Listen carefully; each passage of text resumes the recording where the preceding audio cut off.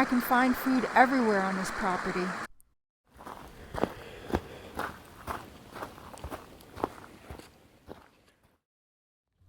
Hey there, my name is Margaret. I'm coming to you from a partially off-grid mountainside homestead in West Virginia.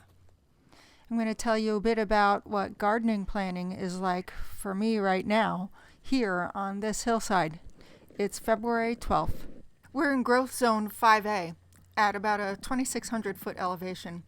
So it's about 5 degrees cooler here than in town, which is 8 minutes away, and we get more snow than in town. Right now, I feel pretty out of sorts, and I'm trying to get my garden groove on. I'm not really in the mood to be planning. We barely had a winter at all. This is our third winter here, and it's the warmest and most mercurial of them all. It's been warm, and then freezing, raining, then snowing, then 50 or even 60 degrees, wet, very slippery. We had no time to hunker down near the fire.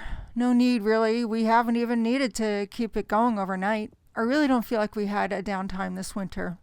But enough whining. Let's do a little walkthrough of today's rough ideas on garden planning. Here are some of the ways I try to get myself in the mood. First, by being mad about buying vegetables from the grocery store. Second, by flipping through seed catalogs and circling the dream plants and seeds and stuff, creating a bit of a fantasy land in my head about all the kinds of tomatoes or squashes or cutting flowers I could grow, and more importantly, the stuff I could eat. Also, spend some time getting real. I look through the WVU Extension Service Calendar. That'll get me on track. Also, writing to-do lists in my notebook. I'm getting some gardening goals too. One of my goals this year is how to reduce plastic in my life. It's a lofty goal, I know, but hey, every day I pick up bits of plastic embedded in the soil and it's coming to the surface. It makes me really, really mad. It's micro trash. Look up the impact of micro trash and microplastic. Here's what I do to keep track of the things I want to or need to learn. I do some research. I call it learning modules, so I don't just wind up surfing the internet in an unproductive days with 8 hours passed and nothing to show. Here's a recent list of my learning modules from the last couple of days. Hey, here's one. What do I really need to buy this spring? What supplies I really need? What do I really need in order to get the job done? Or can I do without? Like row covers. You really only get 3 or 4 years out of row cover fabrics depending on the weight that you're using. Protecting from insects, bunnies, deer, the elements. All right, here's another learning module. Figuring out the best balance of native flowers, grasses, and shrubs that we have here for our pollinators and wildlife, and how to balance that with growing enough nutrition for our sheep. Here's another learning module, what to do with our new high tunnel. This coming year, we're also putting up a high tunnel, funded in part by an NRCS grant. Very easy to get. You should check it out in your area. Since our high tunnel will be arriving in just a few weeks, I'm wrapping my brain around drip irrigation. Another learning module. I'm getting smarter about my garlic. We planted just shy of 2,000 cloves this past fall, which means come August, it all needs to go somewhere and faster this year. So I'm thinking about my garlic distribution plan. Am I selling fresh garlic versus which value-added products should I make and how? And am I going to go retail or wholesale with these things? Well, basically to maximize profit, time, and hassle factor. I'm thinking about seed starting. How to start seeds using less soil. That's a pretty basic one, but I'm no expert here. I'm still figuring a lot of things out. Learning module number 99, mulch. I'm considering mulching options for my various growing locations. I'm generally trying to build my soil and hold moisture in, and prevent weeds too. So I use a combination of the following in different applications. Cover crops for building organic matter, and humus especially. Straw and old hay. I use old leaves and leaf litter from the woods. Grass cuttings. Old and even newer wood chips. Compost and kitchen scraps. We burn brush in the fall and winter, and also we heat our home all winter long with wood. So that wood ash is also a good amendment, especially into the compost pile. Just as an aside, people do wonder how we protect our garden from the deer, and David has put together this 3D fence using premier fencing products, and it works really great for us, except I think in the case of young fawns who can squeeze through. Another really cool mulch and slash fertilizer I use is the Comfrey plant, which I grow in its own row in the garden. It's one of my key ingredients, especially if you're fertilizing on a budget. My garden strategy every year always includes how to mulch and fertilize on a budget. Obviously, on a water restriction, since we're partially off grid, I really have to be sure that I am reducing water loss off the soil, first and foremost, but also helping in reduce the competition with the weeds, and also just prevent erosion, and that we're feeding mulch and stuff back into the soil at all times. In addition to using cover crops, I feel like I'm only now just scratching the surface on how best to use things like the Comfrey plant, how to use stale human urine, and making the most out of our red wiggler earthworms. I have a long ways to go before I really do this right. As fast as it's going out of here. Really? Yeah. You see, when we moved here, the house was enveloped in greenery and thicket and poison ivy. It's been 3 years of cutting, weeding, and a little Roundup. All right, just kidding. I would never use Roundup, but I did try vinegar one time, and it does knock stuff back, but it also makes everything else brown too, so it's not worth it. Our first vegetable garden 3 years ago was a modest couple of rows of tomatoes and stuff, but it made me really happy. Green plants produce food, and that's a good thing. 2 summers ago, I had a lovely 2,000 square foot terraced hillside in front of my house. Flowers, paths, companion planting. It was good and it was pretty, but I spent a lot of time out there. I was meticulous, weaving vegetable plants and companion plants and herbs. I had mapped it out well before getting into things. Finding mulch in the woods, cutting and raking grasses for mulch. I even put in a few ornamental cutting flowers. Well, so last summer, I think I went the opposite direction. I know I did. Our third vegetable garden was less ornate. I had seen a couple of seasons of the sun pattern across the hill between the full-grown trees. I had planted 1,000 heads of garlic the previous fall. I got my tomatoes and things going. I tried some strawberries, again, but in a different place. And I wanted to spend less time in the garden. So that's what happened. There are predictable things that happen with plants, and then there are the unpredictable. I do like row covers and low tunnels. I don't like how they look. I haven't made peace with that issue yet. Hey, last summer, I was much less meticulous about cutting the grass, weeding, mulching. I mulched real heavy, and I walked away. I dealt with the pests, but not so diligently. I tied up the tomatoes, but just enough.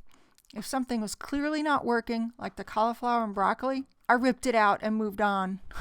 The tomatoes soon developed a blight. I got tired of spraying copper and dipel for the creepy crawlies. The cabbage really failed. But you know what? The garlic was my focus, and I wanted a healthy, good-looking garlic crop. So time was spent there, fertilizing, weeding, cutting scapes, stuff like that. In the end, we canned plenty of tomatoes, among everything else we canned and ate and froze and dehydrated. In addition to raising our own lamb and pork and chicken and duck and pressing cider and canning applesauce and relishing in blueberries and elderberries and blackberries galore. Man, it was good. It was really, really good. Do I wish my vegetable garden were more? Yeah, always. Do I wish it were more beautiful a place to behold? Certainly. But I also spent more time in my perennial beds last year too, and that meant a lot to me. So I wrote some notes this morning in my notebook. If I write notes, I know it's a good thing. It means I'm getting serious and real about getting on the garden train. Because one really annoying thing is having to buy someone else's starts in June because I couldn't get myself going in the spring. If I go through a phase of not writing notes, then I'm probably not planning or staying ahead of my next steps. I'm just doing and being and getting along. The truth is, each year I try to find a balance of time well spent, time in the garden with my hands in the soil, fighting off bugs, critters, reaping the rewards of a beautiful and thriving patch of soil that helps grow food for my friends and family. But I also have competing priorities, so I'm pulled away from the garden a lot. So another goal for this year is achieving balance and beauty in the garden, which includes the perennial beds and the vegetable gardens. Last year, after a lot of weeding and letting things grow and trading plants and seeds and bulbs with friends, it was really cool to see what began to thrive just because I uncovered it and took out some of what was choking these plants back.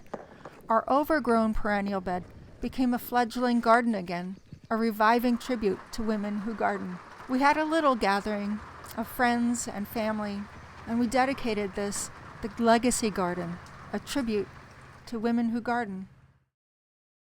Do I love that other people find solace and peace on our little patch of heaven? You bet I do. Even the compost bed has become a thing to behold. We dragged this old bed frame out of the woods, and look at her now.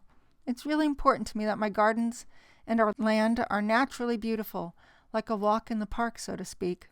A park that may have been managed, but the casual visitor can't tell. Nature's plants and flowers and critters do want to live here, and that makes me happy. And despite the challenges of living and working on a hillside with limited water and electricity, David and I want to live here too. It's not more effort, it's just different effort and a shift in thinking. We just need to continue to create a space where we can live together peacefully with the critters. The deer and the turkeys and the bears and the bunnies. I've shared my beans and peas with the bunnies. And I'll tell you, those beans and peas will get covered next time. Well, more importantly, it is what it is when some plants work out and others don't. I try to learn my lessons. I try to not stew on the internet too long as I figured out how to do something or what went wrong. I'm just not going to try so hard to make a botanical garden out of it all. Who has that kind of time?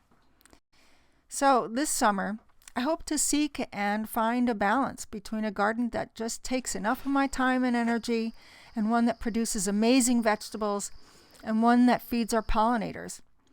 I will balance that with taking care of the sheep and ducks, with clearing invasive multiflora rose and greenbrier, cutting firewood, working on creative projects.